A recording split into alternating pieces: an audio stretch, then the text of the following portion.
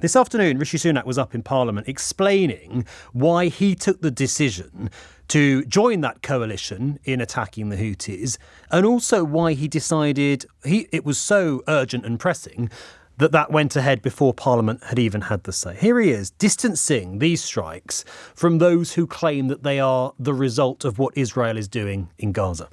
Mr. Speaker, we shouldn't fall for their malign narrative that this is about Israel and Gaza. They target ships from around the world. We continue to work towards a sustainable ceasefire in Gaza and to get more aid to civilians. We also continue to support a negotiated settlement in Yemen's civil war. But I want to be very clear that this action is completely unrelated to those issues. It is a direct response to the Houthis' attacks on international shipping. Rishi Sunak there making that case to a parliament that agrees with him. These strikes have cross-party support. Most experts outside the Commons agree too that they were necessary, that unless the only way to deter Iran and its tentacle groups is by a show of force. There's unanimity, at least in Westminster. And yet not everyone, it seems, is convinced. This weekend, on a pro-Palestinian demonstration in London, there was a new chant heard on the streets of our capital, a new chant used by thousands of people on that demonstration. Those protesters didn't just oppose the UK's involvement in these airstrikes. They didn't just condemn what was going on last week in Yemen. No, they actively sided with the Iranian-backed Islamist group that is carrying out these attacks. Listen to this.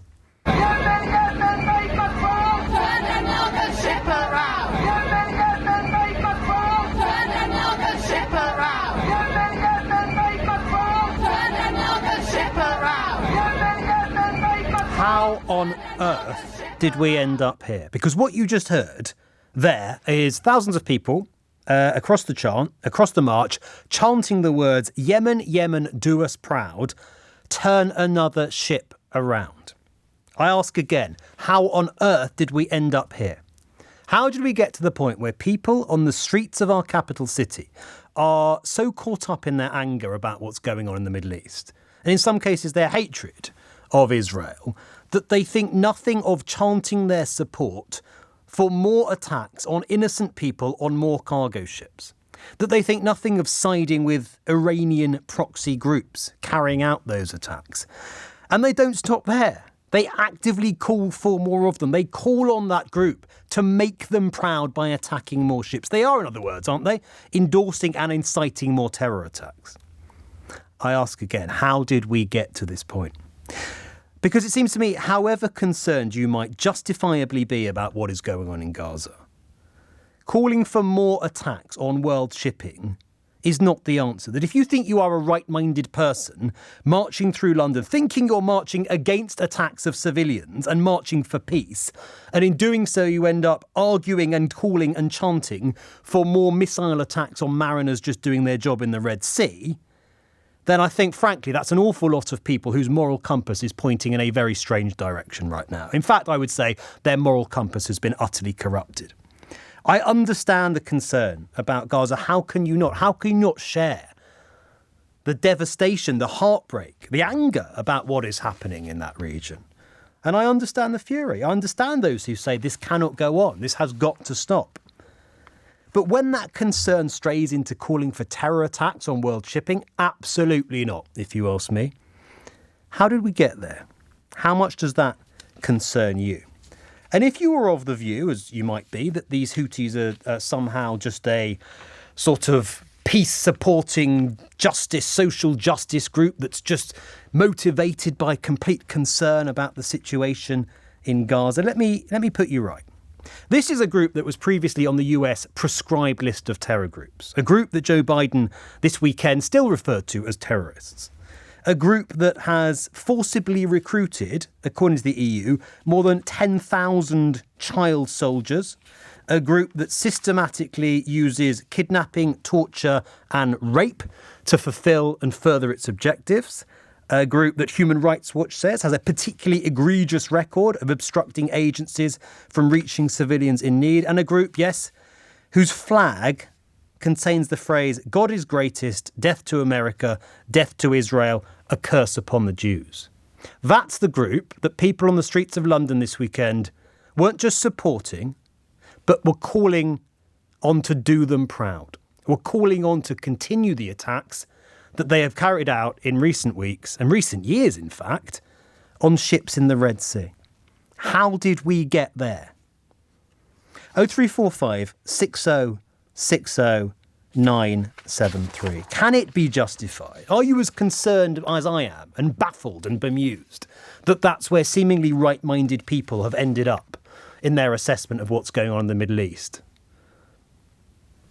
Or perhaps you're one of those people. Perhaps you are someone who thinks somehow, inexplicably to me, but I'd love to hear from you, that bombing and striking these ships with drones and missiles is somehow the way to secure peace between Israel and the Palestinian people, or put a stop to the suffering in Gaza. 0345 6060 973. Text me, 84850. Messages on X, formerly known as Twitter, at LBC or at Ben Kentish. Let's talk to Chris Nineham, founder and vice chair of Stop the War Coalition, one of the groups that co-organised that march, on that demonstration on Saturday. Chris, good to have you on the programme. Thanks very much for your time tonight.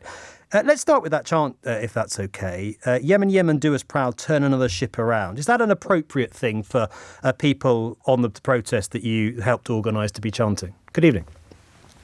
Ben, that was an incredibly hysterical and biased and bizarre introduction to a discussion about what is a very, very serious issue, which involves the, terrible suffering of thousands and thousands of people in the Middle East, and is bringing us to the brink of a much wider regional war. And so I think we need to sort of dial down a bit and talk seriously about Chris. Let me finish. Let me bring you back to the question, because you talk about dialing down. My question was about... You're going to let me finish? I'm going to ask you to answer the question, if that's okay. The question was about that chant. You called for dialing down. Those protesters were calling for more violence. That clip you played was completely indecipherable. There was no way that I could hear what anyone on it said. And I was on the demonstration. I don't know if you were. Chris, it's been widely reported by reporters who were on that march. It hasn't been widely reported. I've not seen one report. Okay, let's just pause there if we could. I want to play that clip. I'll pause you. I want to play that clip again because it's not indecipherable. Let's have a listen. Let's have a listen to what those protesters were singing.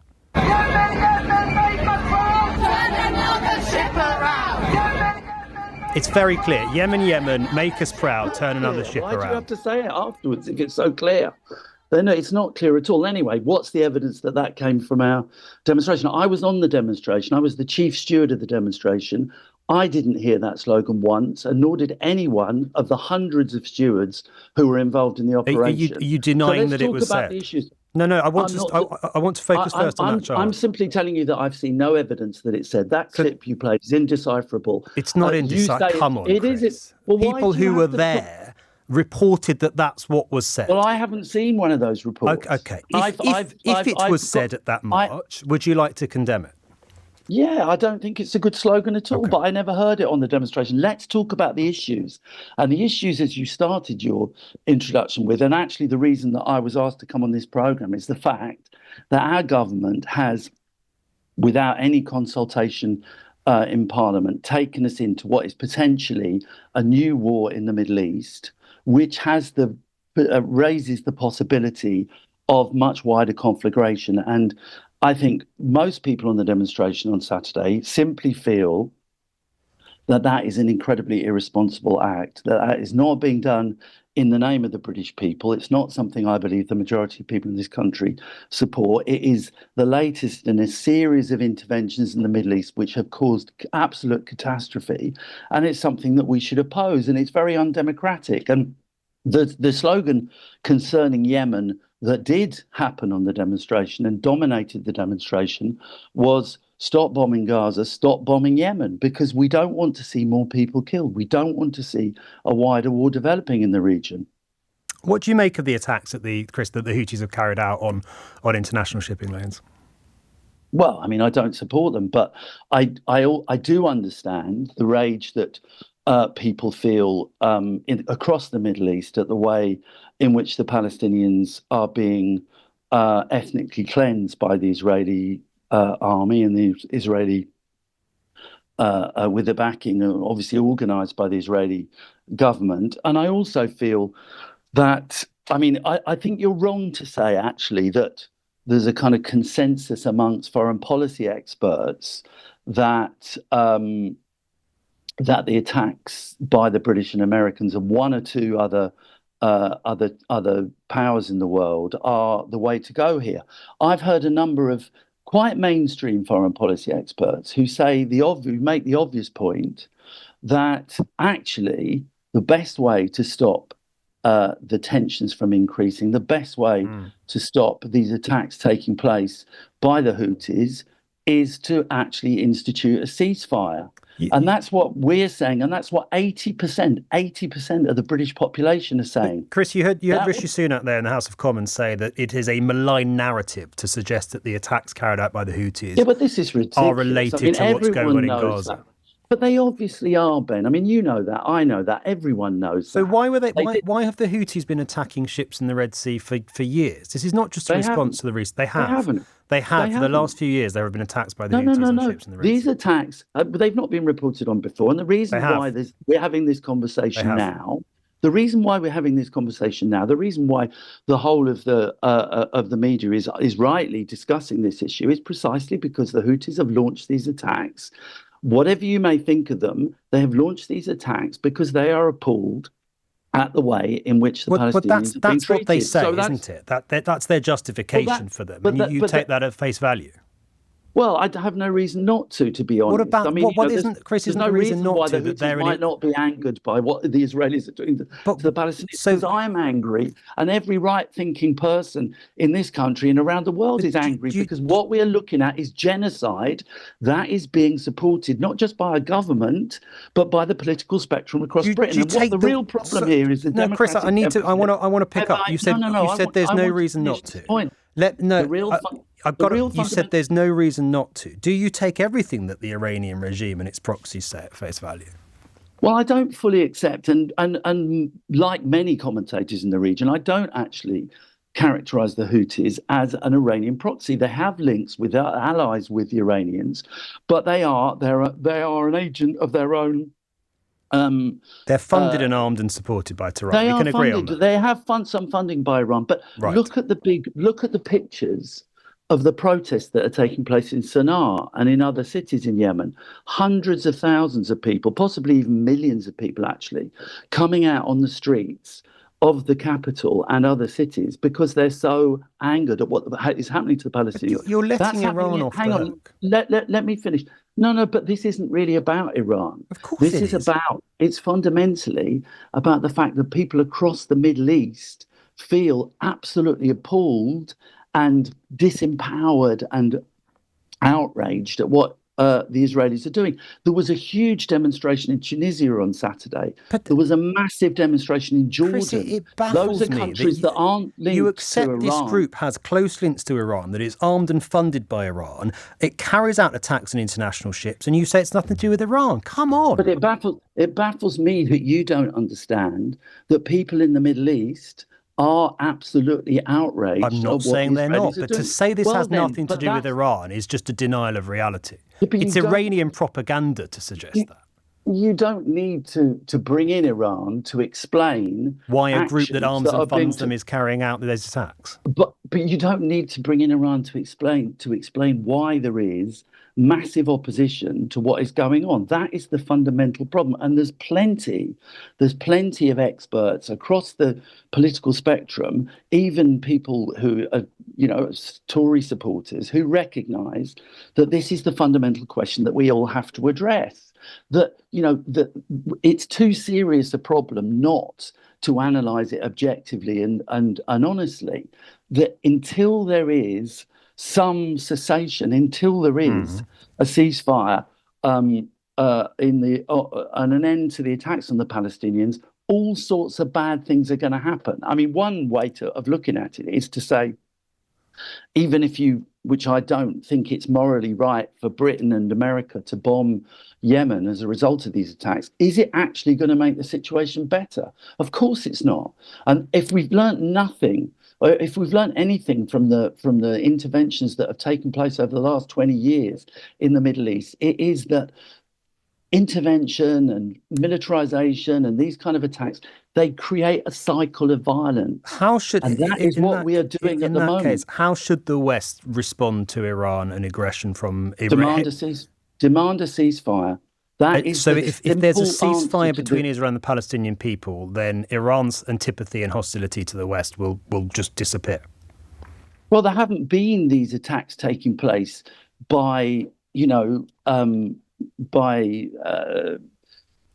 organizations in the Middle East. Yes, there were before the invasion of Gaza.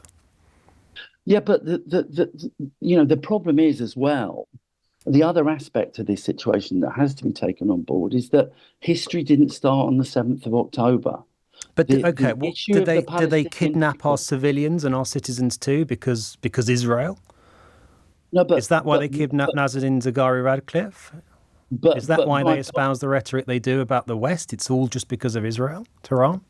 Well, I mean, this is a running sore in Middle Eastern politics. If you've ever been there and ever visited the area, you don't see them as having any culpability here, do you, Chris? Iran? You will know. No. Well, what do you think of the Iranian regime?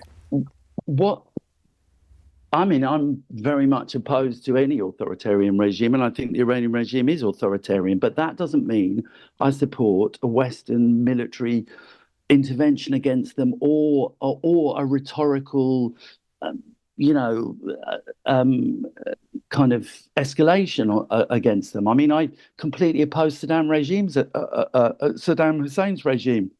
That didn't mean I supported the Iraqi invasion. In fact, I was against it because I understood, as did millions of ordinary people in this country, that these kind of Western interventions are seen as colonial. They're seen as imperialistic. I would say, Chris, and all they do. Hang on, can I finish my point? Briefly, we're out of time.